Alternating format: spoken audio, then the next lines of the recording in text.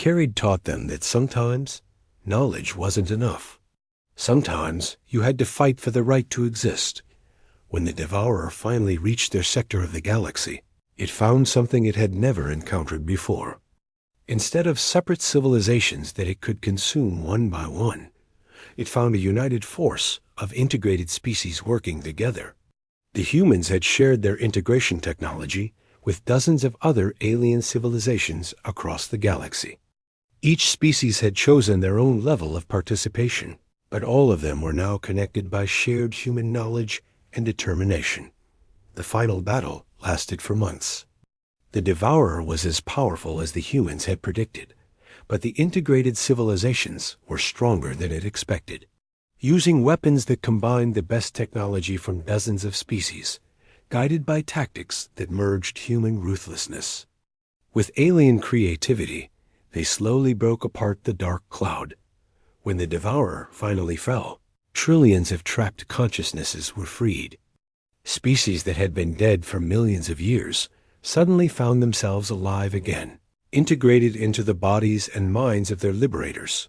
Dr. Kylanth, now carrying the memories and knowledge of both her own species and humanity, stood on the bridge of a ship that was both Zephyrian and human in design. Around her, crew members who were similarly integrated worked with efficiency and creativity that neither species could have achieved alone.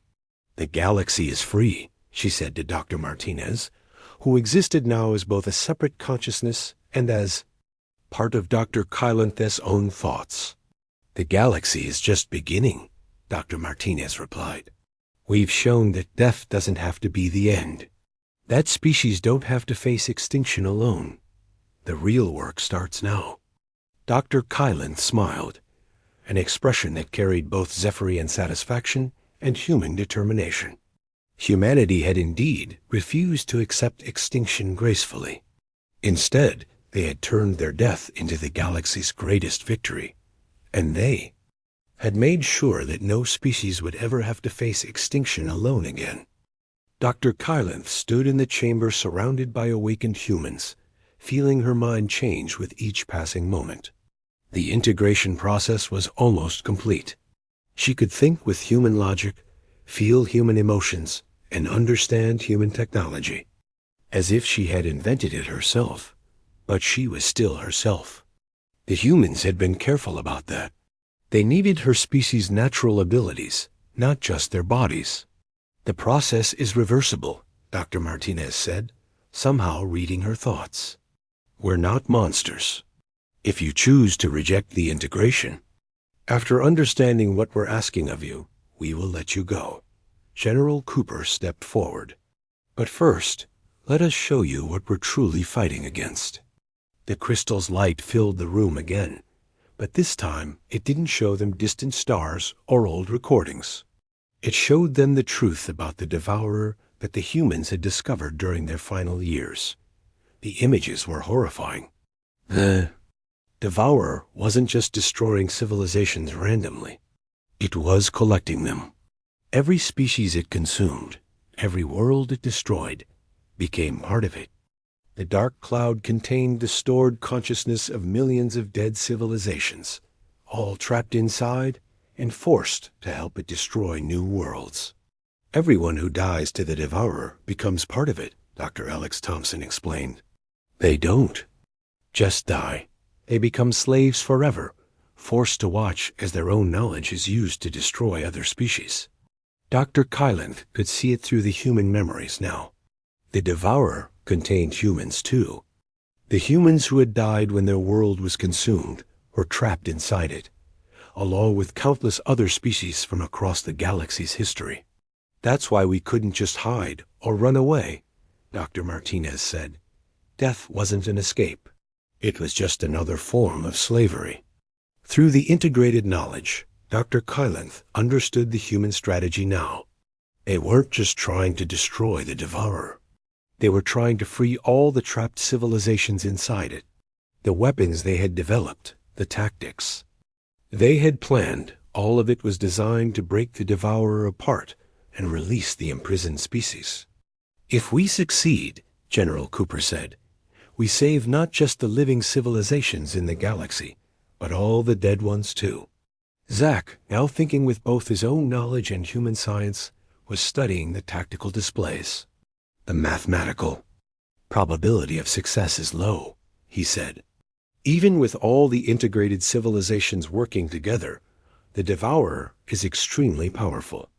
Low probability is better than no probability, LT, Ross replied, her words carrying both her own determination and General Cooper's military experience. And humans have never been good at accepting impossible odds. Dr. Kylanth felt the weight of the decision. She could choose to stop the integration process and return to her ship. She could warn the Confederacy about what was happening and let them decide how to respond to the Devourer. But she knew that without the human knowledge and weapons, her people would simply become another civilization trapped inside that terrible dark cloud. Or she could accept the integration completely and become part of humanity's final gambit. She would help transform her entire species into something new, something capable of fighting a force that had destroyed civilizations for millions of years. What about consent? She asked. What about the rest of my people? Do they get to choose? Dr. Martinez nodded. Every individual who undergoes integration gets to choose. The process can't be forced on unwilling subjects. It only works when someone accepts it willingly. But you're making the choice under extreme circumstances, Dr. Thompson added. Choose integration, and you save your species but lose your original nature. Choose to remain unchanged, and you condemn your species to slavery inside the Devourer. Dr. Kylanth thought about Commander Vextar on the ship above. The integration signals had been affecting him too, but he hadn't gone through the full process yet. He was probably experiencing confusing thoughts and knowledge he didn't understand. I need to talk to my commander, she said. Of course, Dr. Martinez agreed. The communication block was lifted, and Dr. Kylanth's device crackled to life. Dr. Kylanth, Commander Vextar's voice sounded relieved. We've been getting strange readings from the planet, and I've been having the most unusual thoughts. I keep knowing things I never learned. Commander, I need to tell you everything, Dr. Kylanth said. She explained what they had found, what the humans had planned, and what choice they now faced. It was a long silence before Commander Vextar responded. So we can become something new and fight this Devourer, or we can remain ourselves and die.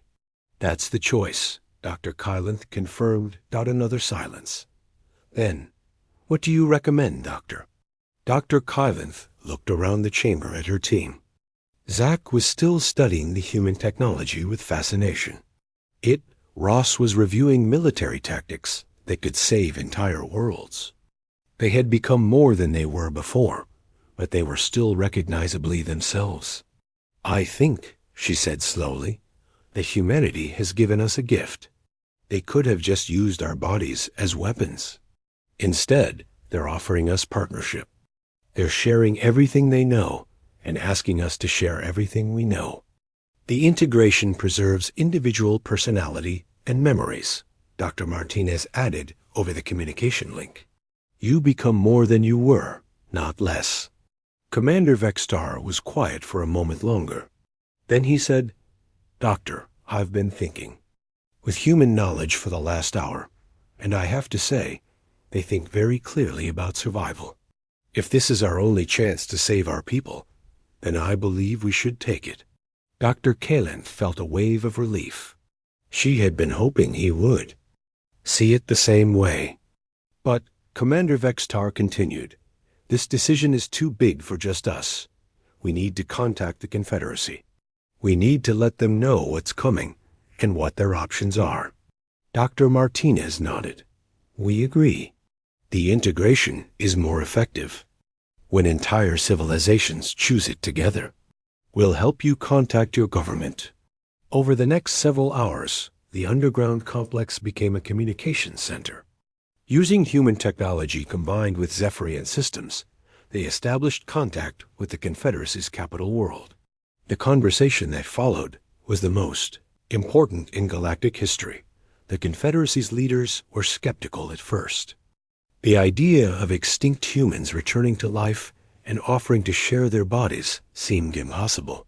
But when Commander Vextar and Dr. Kylenth demonstrated the human knowledge they had gained, when they showed tactical analysis that could save entire fleets from the Devourer, the leaders began to listen. The debate lasted for days. Some members of the Confederacy wanted to reject the integration and face the Devourer with their own strength. Others wanted to accept it immediately. In the end, they decided to make it a choice for each individual citizen. The results surprised everyone. Nearly 70% of the Confederacy chose integration. The shared knowledge, the enhanced abilities, and the chance to be part of something larger than themselves appealed to most people.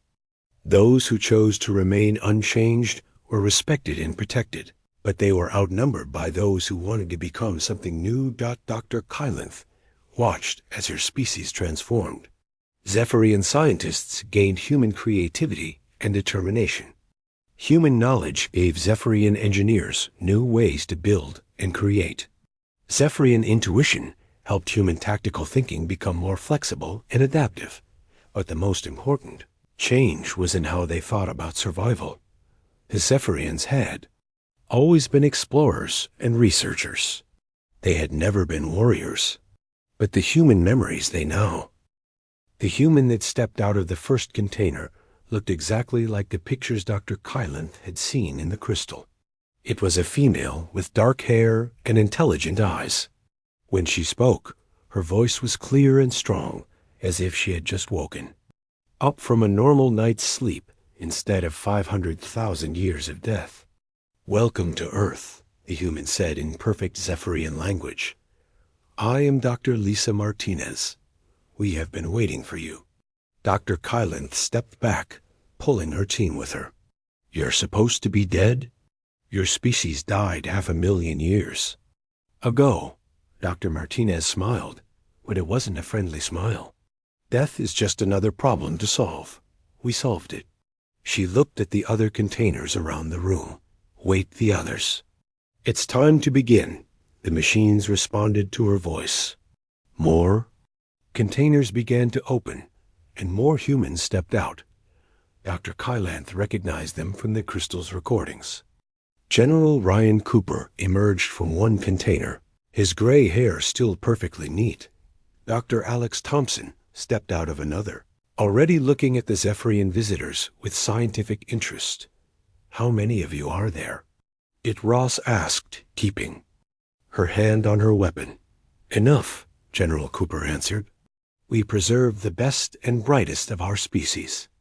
Scientists, soldiers, engineers, leaders. Everyone we needed to complete our mission." Dr. Kylenth noticed that her team members were acting strangely. Zach was standing very still, and his green skin was flickering between different colors.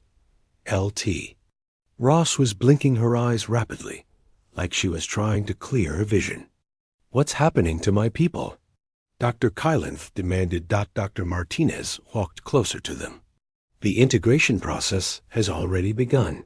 The particles in the air have been mapping your neural patterns for the last hour. Now we're starting to share information between our minds and yours." Zach suddenly spoke, but his voice sounded different. "The quantum processing systems are operating at optimal efficiency. All primary objectives remain achievable." He looked confused, like he didn't understand why he had said those words. Those aren't his thoughts. Dr. Kylenth realized. You're putting human thoughts into his mind. "We're sharing knowledge," Dr. Alex Thompson explained. "Your species has abilities that we need. Our species has knowledge that you need.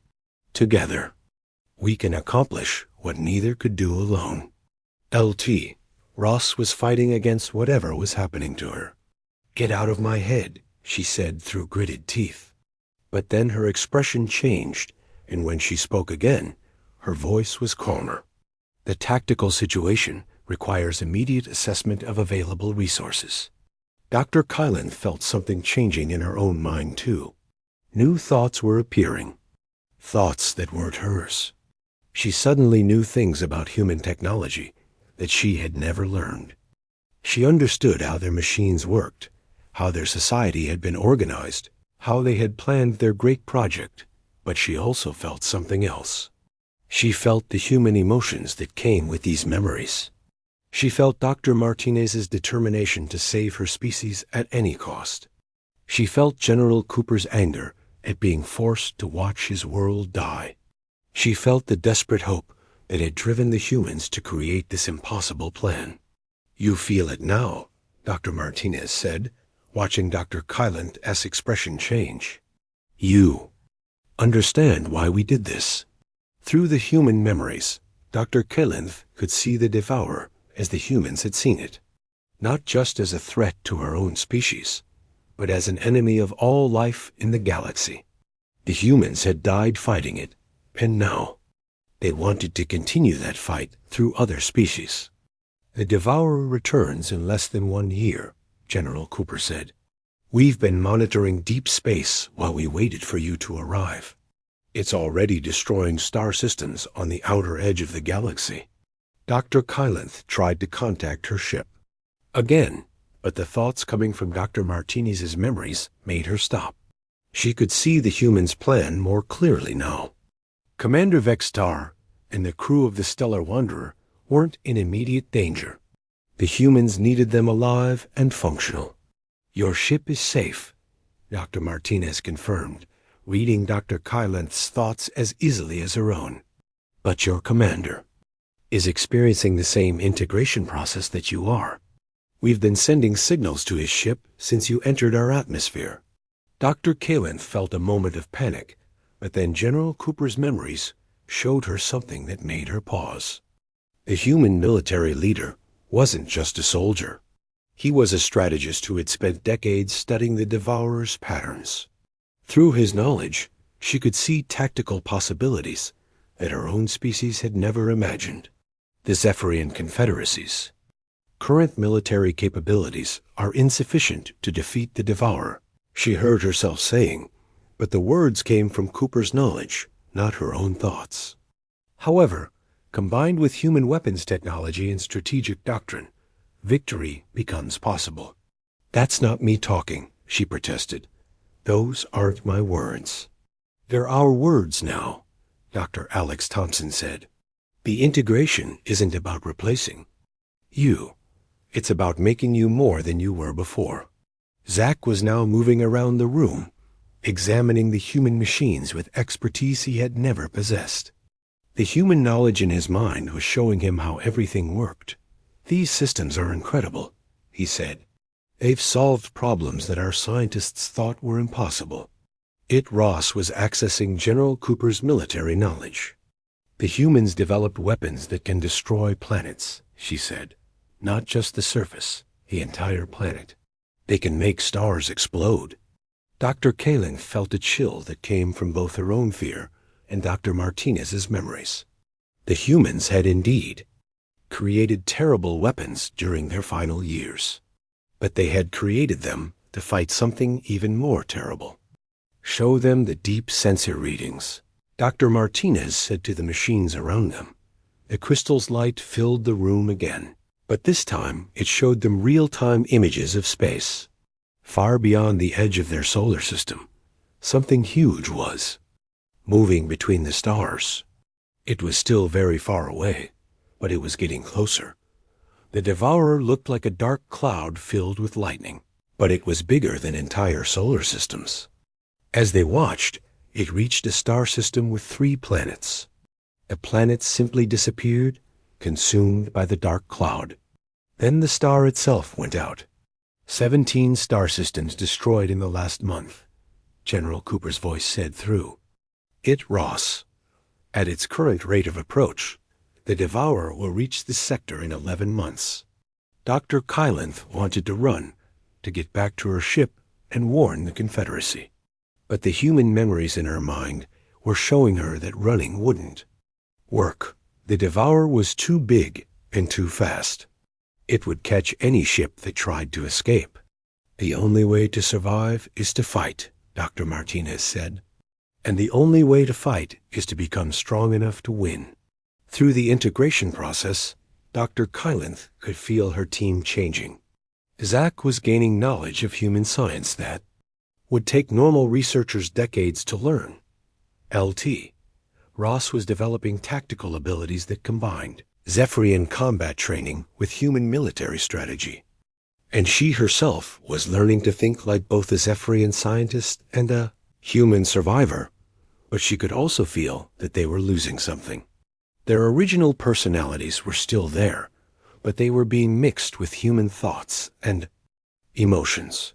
They were becoming something new, something that was neither fully Zephyrian nor fully human. "What about our choice?" Dr. Kylanth asked. "What if we don't want this?"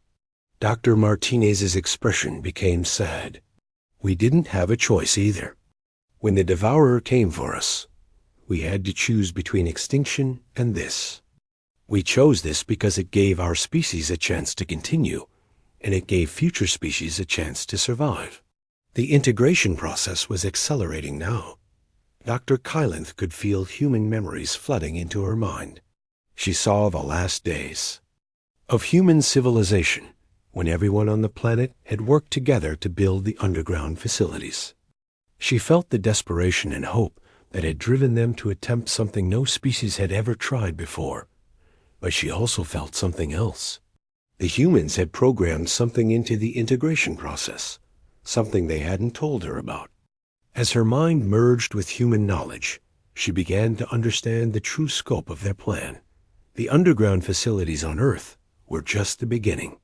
The humans had sent similar installations to dozens of other worlds, hidden where future alien species would eventually find them. Earth wasn't the only trap. It was part of a network of traps spread across the galaxy, and they were all activating now.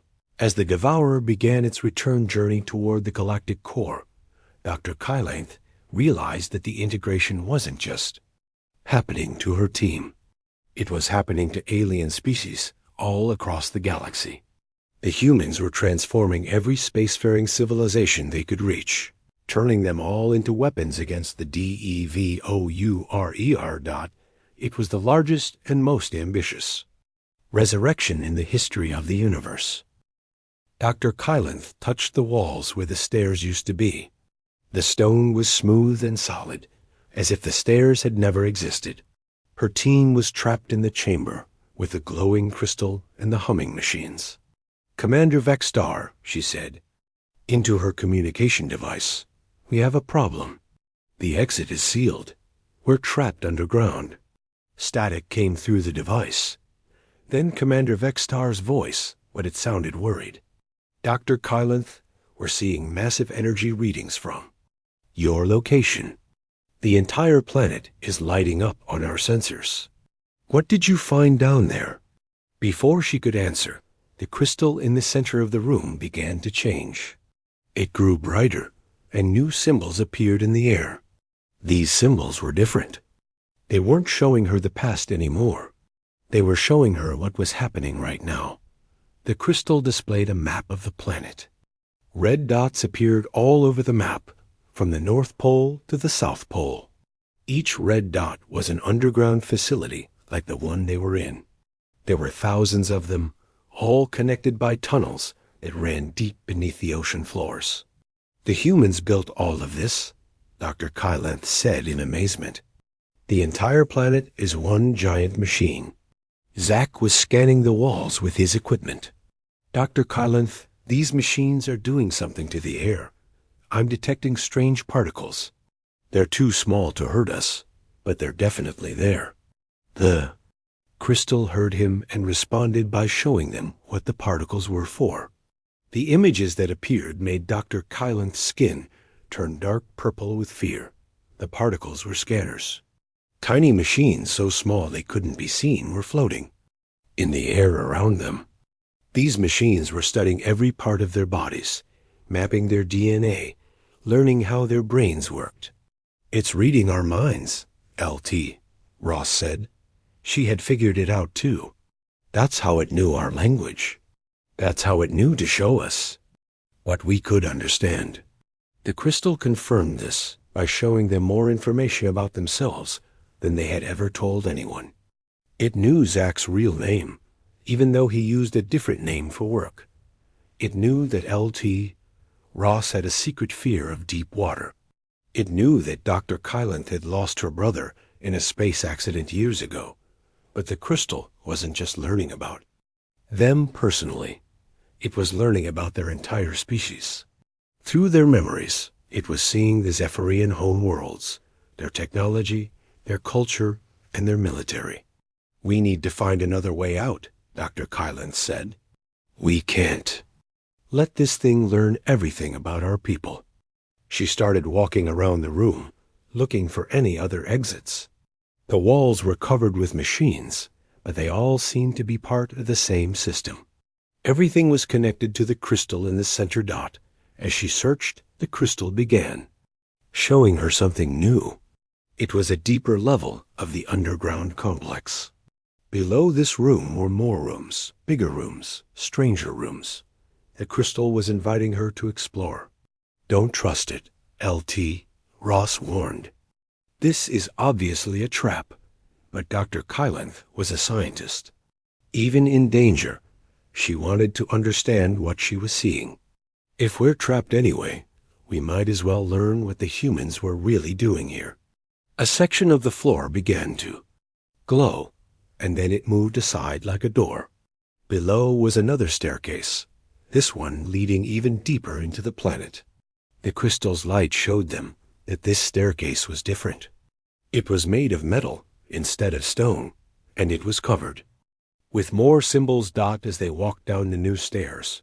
Dr. Kylanth noticed that the air was getting warmer. The humming sound was getting louder too, like they were getting closer to the source of all the power. The stairs ended at a room that was even bigger than the first one. This room was filled with thousands of metal containers, each one the size of a small building. The containers were arranged in perfect rows that stretched further than their lights could reach. What are those? Zach asked. Dr. Kylanth approached one of the containers. There was a window in the front, and she could see inside. What she saw made her step back in shock. Inside the container was a human. The human looked like it was sleeping, floating in a blue liquid. Tubes were connected to its head, and machines were monitoring its body. They're all full of humans, she said, looking at the other containers. Thousands of them. Maybe millions. But that wasn't possible. The humans had died 500,000 years ago. These couldn't be real humans. They had to be copies or fake bodies. The crystal from the upper room had followed them somehow. Its light was now glowing from panels in the ceiling. It began showing them information about the containers. The humans inside were not alive in the normal way. They were being kept in a state between life and death. Their bodies were preserved, but their minds were stored in the computer systems.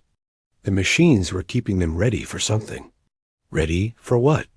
Dr. Kylanth asked. The crystal answered by showing her the deepest part of the underground complex. Far below them were even bigger rooms filled with machines she didn't recognize. These machines had one purpose: to put the stored human minds into new bodies, but not human bodies. The bodies of whatever species found Earth. The integration protocol, Dr. Kylanth whispered, remembering what the crystal had shown them earlier. The crystal confirmed her understanding. The humans had planned to die, but not to stay dead. When aliens found their planet, the humans would return to life inside the aliens' bodies. The alien species would become human, but with all their original abilities and technology. It was the most complex and terrible plan Dr. Kylanth had ever heard of. They're going to steal our bodies, L.T.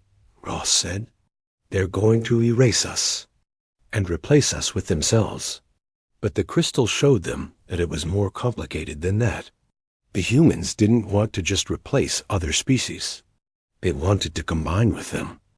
The aliens would keep their memories and personalities, but they would also have human knowledge and human determination. The crystal showed them why. The images displayed the Devourer again, that massive force that had destroyed the human world. But this time, the crystal showed them what the Devourer really was. It wasn't a natural disaster or a space monster. It was a machine, built by an ancient species that had lived in the galaxy long before humans or Zephyrians existed. This ancient species had created the Devourer to destroy any other species that might challenge them. But the ancient species was gone now. The Devourer had destroyed them too, just like it destroyed everything else. Now it moved through the galaxy on its own, following its original programming. It consumed entire civilizations every 500,000 years, then returned to the center of the galaxy to wait for the next cycle. The humans had discovered this pattern. They had realized that the Devourer would return to their part of the galaxy exactly 500,000 years after destroying them. It would be looking for new civilizations to consume. The human plan was to be ready for it. They want to use us to fight that thing, Dr. Kylanth said. They're going to turn us into weapons against the Devourer. The crystal pulsed brighter, confirming her words. Around the room, the containers began to glow. The machines were starting to wake up the humans inside. Dr. Kylanth realized that she and her team had been expected. The humans had known that aliens would find their planet at exactly this time. They had calculated when the Devourer would return, and they had planned for explorers to arrive just before it did. Commander Vexstar, she said into her communication, "Device, you need to leave this planet right now. Don't send anyone else down here. This is all a trap." But when she tried to contact her ship, only static came through. The underground complex was blocking their communications.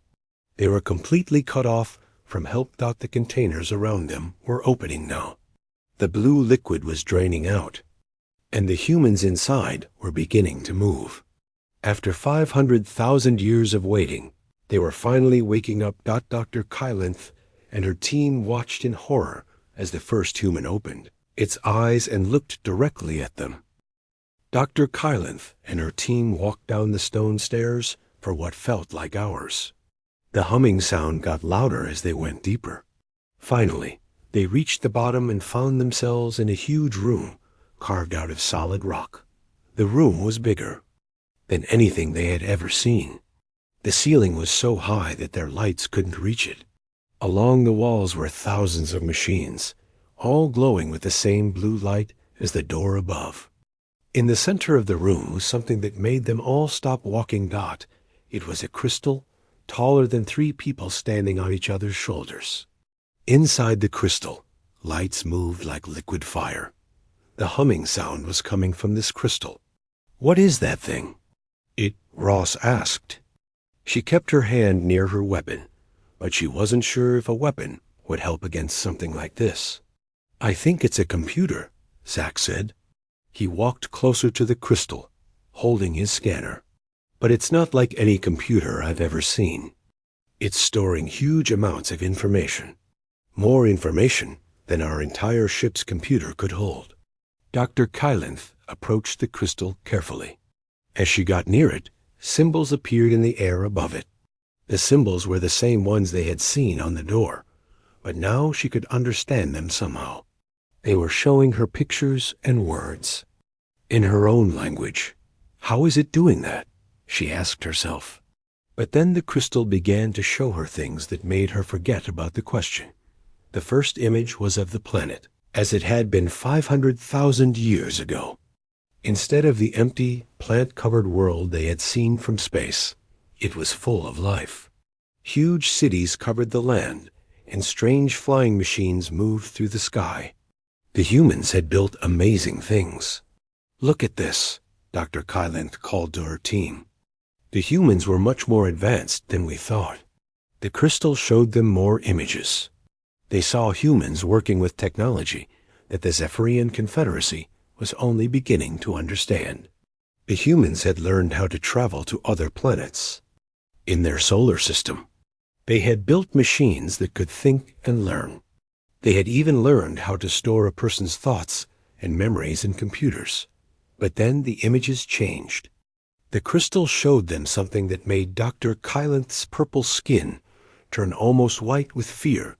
It was a picture of space. But something was wrong with it. Stars were going dark, one by one. Entire solar systems were disappearing. And moving through the darkness was something huge and terrible. It was bigger than planets, bigger than stars. It moved through space, eating everything in its path. The Devourer, Dr. Kylanth read from the symbols floating above the crystal. A force that consumes all life and all worlds. The crystal showed them how the humans had discovered this thing. Their scientists had been looking at the sky with powerful telescopes when they saw stars disappearing in a pattern. They realized that whatever was destroying those stars was moving toward them.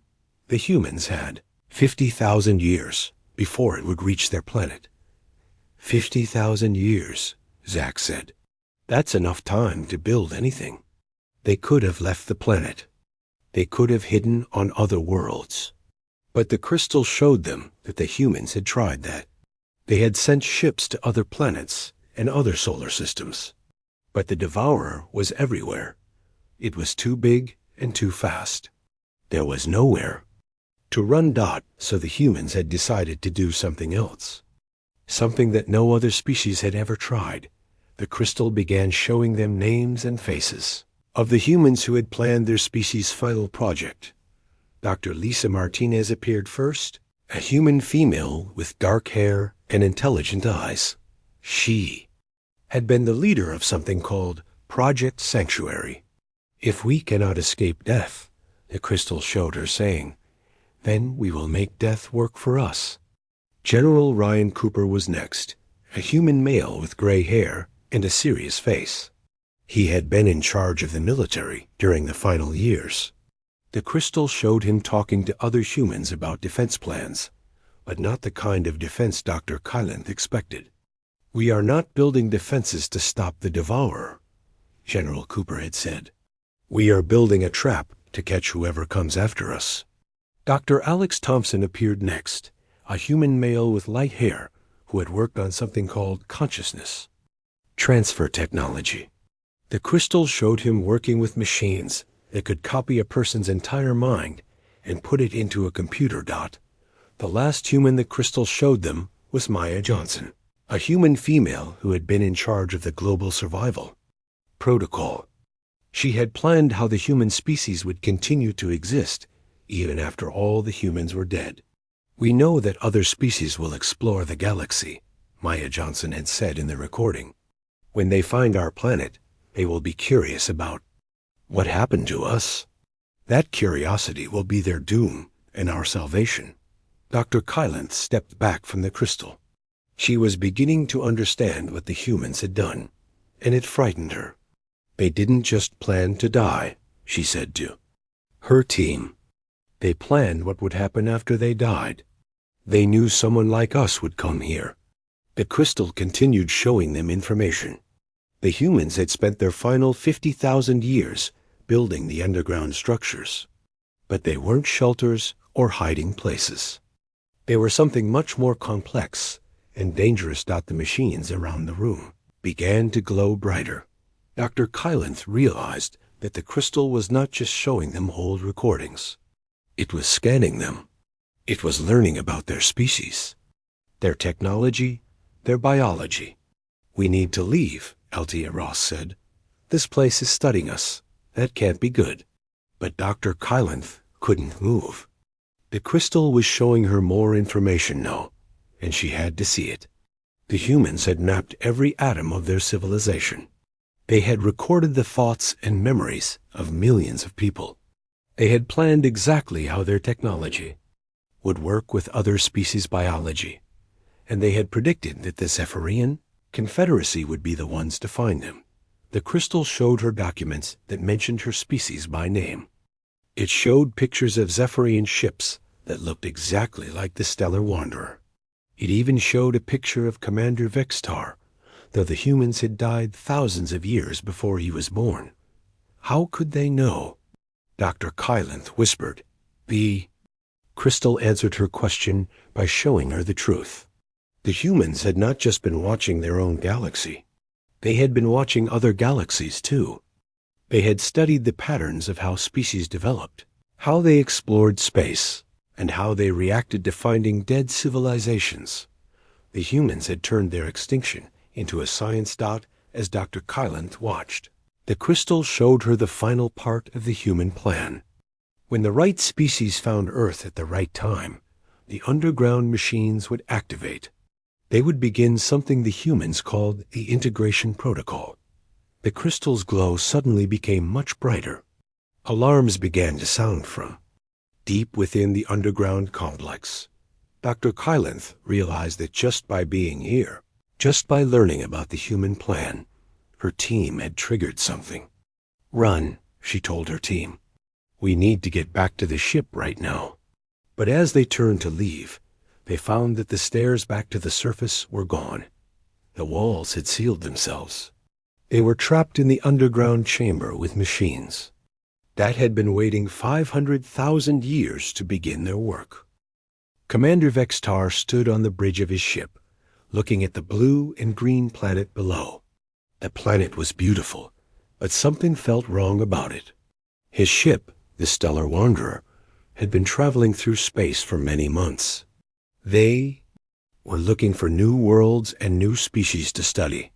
"Commander," said Dr. Kylanth, walking up to him. She was the team's expert on old civilizations. Her purple skin showed she was nervous. "The scans are complete. This planet is very strange." Vextar turned to look at her. His own blue skin had dark spots that changed color when he was thinking hard. Right now, those spots were almost black. "What did you find?" Dr. Kylanth held up a small device that showed pictures and numbers. The planet had a civilization once, but they are all gone now. The readings say they disappeared exactly 500,000 years ago. "All of them at the same time." "All of them?" Vextar asked. In his many years of exploring space, he had never heard of an entire species just disappearing at once. "Yes, sir. But that's not the strangest part." Dr. Kylanth touched the device, and new pictures appeared. "Look at these structures under the ground. They are huge, Commander. They go deep into the planet, and they connect to each other. The whole planet is covered with them." Vextar looked at the pictures. The underground structures were bigger than entire cities. They looked like they were made by someone very smart and very careful. "What species lived here?" "They called themselves humans," Dr. Kylanth said. "From what we can tell, they looked similar to us, but with different skin colors and only 2 arms instead of 4. They lived on the surface in cities made of metal and stone." The commander walked to the big window and looked down at the planet again. He could see the old cities from space. Plants had grown over most of them, but some tall buildings still stood like fingers reaching toward the sky. If they lived on the surface, why did they build so much underground? "That's what we need to find out," Dr. Kylanth said. "I want to take a team down to explore." Vextar thought for a moment. The Zephyrian Confederacy had rules about exploring dead worlds. They had to be very careful not to damage anything important, but this planet was too interesting to ignore. "Take 6 people with you," he said. "Be very careful. Something that can make an entire species disappear might still be dangerous." 2 hours later, Dr. Kylanth and her team landed on the planet's surface. The air was safe to breathe, which was unusual. Most dead planets had bad air. She stepped out of the small ship and looked around. They had landed near one of the old human cities. The buildings were covered with green plants, and small animals ran between the broken roads. It looked peaceful, but Dr. Kylanth felt like something was watching her. "Zach, start scanning for energy sources," she told one of her team members. Zach was young and good with technology. His green skin meant he was from a planet with very little sunlight. "There's something strange here, Dr. Kylanth," Zack said, looking at his scanner. "The underground structures are still getting power. From somewhere. After 500,000 years, they should be completely dead." Dr. Kylanth felt her purple skin turn a darker color. That was impossible. No power source could last that long. "Are you sure?" "Yes, ma'am. The readings are very clear. There's a lot of power down there, more than our ship uses." The team walked through the old city for several hours. They found stores where humans had bought things, schools where human children had learned, and homes where human families had lived. Everything was old and broken, but they could still see how the humans had lived out in the center of the city. They found something that made them all stop and stare. It was a metal door built into the ground. The door was huge, big enough for their entire ship to fly through. Strange symbols were carved into the metal, symbols that seemed to move when they looked at them. "The power source is coming from below. This door," Zack said. His voice was quiet, like he was afraid to speak too loud. Dr. Kylanth walked closer to the door. As she got near it, the symbols began to glow with a soft blue light. "It knows we're here," she whispered. "Should we go back?" "To the ship?" asked L.T. Ross, the team's security officer. Her red skin showed she was from a warrior planet, and she was trained to protect the team from danger. "No," Dr. Kylanth said. "We need to understand what this is. The humans built this for a reason. They spent a lot of time and energy on these underground structures. This might tell us what happened to them." She reached out and touched the glowing symbols. The moment her hand made contact with the metal, the door began to open. It moved without making any sound, like it was floating on air. Cool air came up from below, carrying strange smells that none of them recognized. Dr. Kylanth looked down into the darkness below the door. There were stairs carved into the rock, going down deeper than her light could reach. The power readings were getting stronger. "Commander Vexstar," she said into her communication device, "we found an entrance to the underground structures. The door opened when I touched it. It seems to be waiting for us." The commander's voice came back through the device. "Waiting for you? That doesn't sound like normal technology." "No, sir, it doesn't. But I think this is why we're here. This planet has a secret, and the humans left it for someone to find. I think they left it for us." Dr. Kylanth took a deep breath and started walking down the stairs. Her team followed. Behind her, their lights making strange shadows on the stone walls. As they went deeper, they could hear a soft humming sound, like machines working far below. None of them knew that with each step they took, they were walking into a trap that had been set 500,000 years ago. A trap designed specifically for them.